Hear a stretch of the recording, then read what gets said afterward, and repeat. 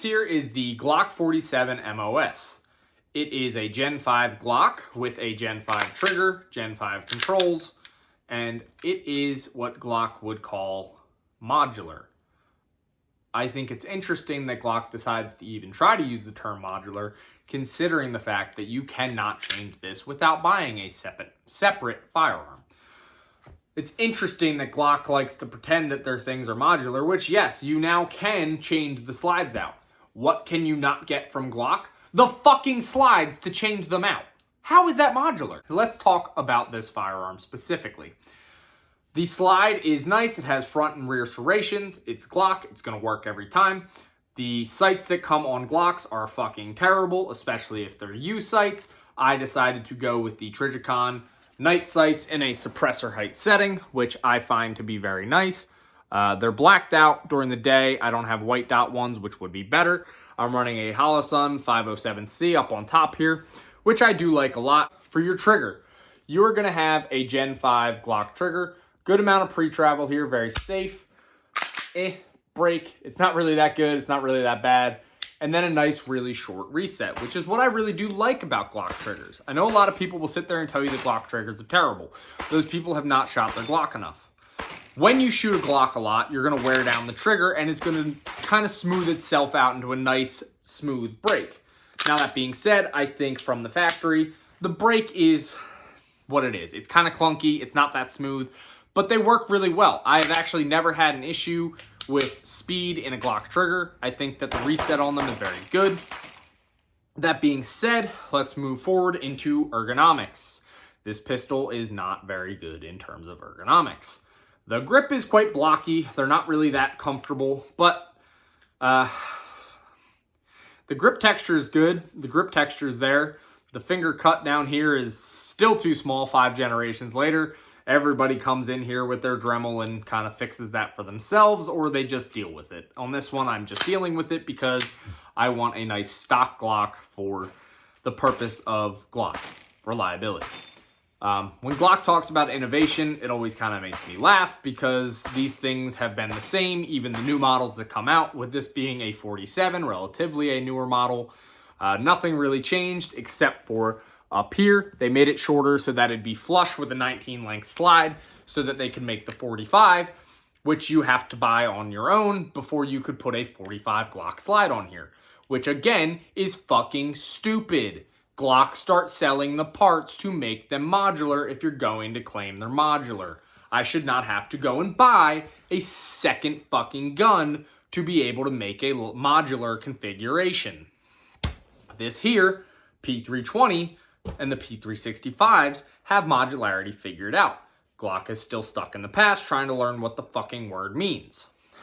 That being said, I am a really big fan of Glocks. I think their pistols shoot incredibly flat due to their lower bore axis. As you can see, you get a very high purchase on the gun here, and the slide moves just ever so slightly above your hand, which is a great point for recoil. It helps control the recoil a lot in these firearms, which you can see in this clip here. They're very fun and easy to shoot firearms, and they're reliable as fuck. They were carried by police, still are carried by police, which is why a lot of people do get into Glocks. A lot of people choose Glock as their first pistol because genuinely they just work. You're going to find in the firearms community, you're going to have people who love and hate Glock, but most people end up either starting with Glock, finishing with Glock, or going to a Glock at some point in their firearms journey.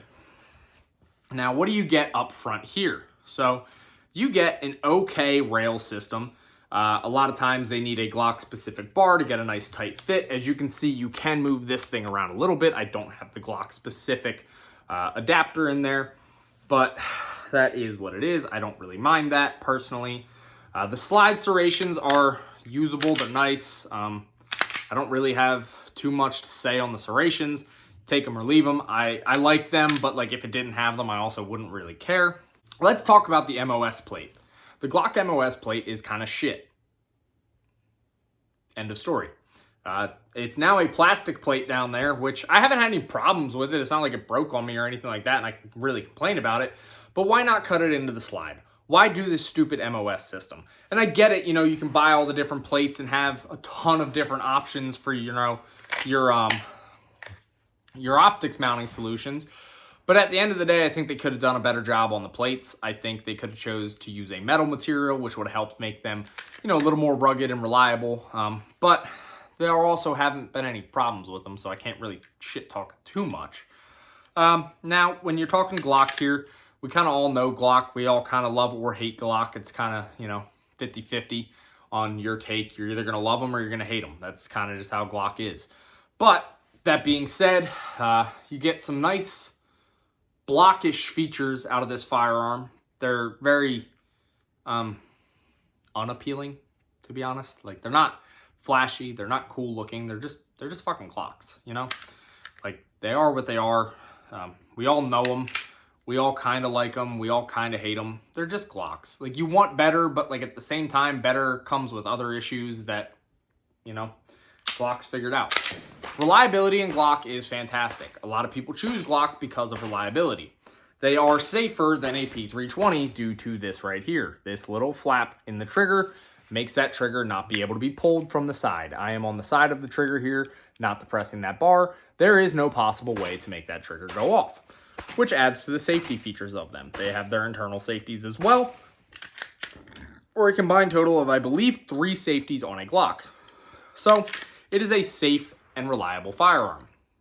In terms of accuracy, I have found that these pistols are good. They're accurate. They're fine. It's nothing crazy. You're not going to be, talking like HK USP with the bushing barrel accuracy. You're not going to be talking 2011 bull barrel accuracy, but you're talking combat accuracy, which is going to do just fine for 99% of you because this pistol will be more accurate than you can shoot it. And now if you're sitting here and you're going, I've never liked Glock. I always shoot them low left. It's because of you. It's not because of the Glock. One thing to note with Glocks that a lot of people are not used to and familiar with, because a lot of people are aiming with that index finger. That is not what you aim with. You aim with your thumbs. Welcome to Glock.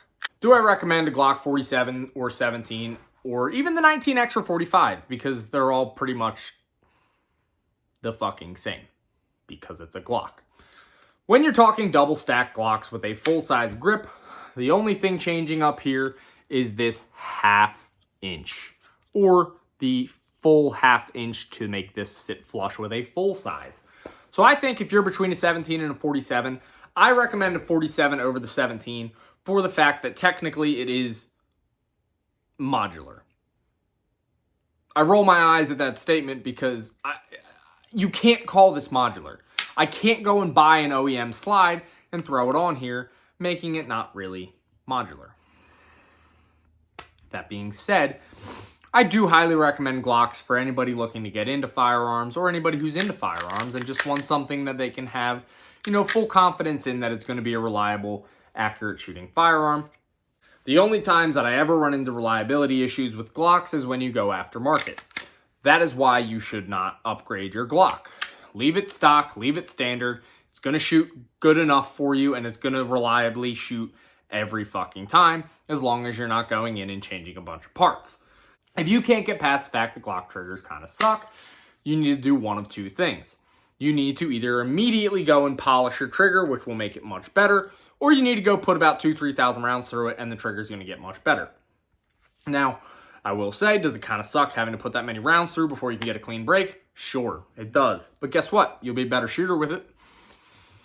And you won't have that low left issue. We know who you are. So, that being said, do I recommend a Glock 47 MOS for the average person? Absolutely. I think that Glocks are fantastic pistols. Say what you want about them being dated. Say what you want about them not being modular. I don't think those are the reasons that we buy Glocks. I think the reason that we buy Glock is because they are proven reliable. They are undoubtedly probably the most reliable firearms on the market. Now, in terms of durability tests, you can watch these things be thrown through mud, and as long as it's not super caked on, they're gonna still fire. So for the everyday average use of these things, yes, 100% reliable, 100% trustworthy. They are not that expensive of firearms in the terms of current day markets. Now you can pick one of these up for around $650 to $700, depending on where you're buying them from, which I think is a good buy in 2024. I think you get a nice shooting pistol and a decently priced package with, a lot of long-term reliability out of these things. There's obviously Glocks out there with 50, 60, 70,000 rounds in the police forces, and they're still shooting just fine. Obviously, you know, replacing, maintaining wear parts over time, you're going to have to do that. But, you know, Glocks are obviously a good pick for a lot of reasons. You know, you don't get the ability to change your grip out. So if you can't stand the grip, you can't get past it, you're not going to like this because you can't change it.